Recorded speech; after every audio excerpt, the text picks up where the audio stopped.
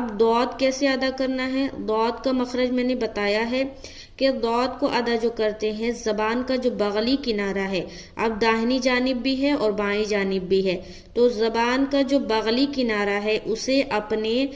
داڑھ کی جو جڑ ہے وہاں پر ٹچ کر کے دود ادا کرنا ہے۔ داڑھ کہتے ہیں اوپر نیچے دائیں بائیں جانب جو 5 دانت ہے جس سے ہم پیسنے کا کام کرتے ہیں، جب ہم کچھ کھاتے ہیں نا تو پیستے ہیں، اسے کہتے ہیں داڑھ، تو اسی میں سٹانا ہے، جیسے کہ غیر المغضوب دوبی دود دود دود دود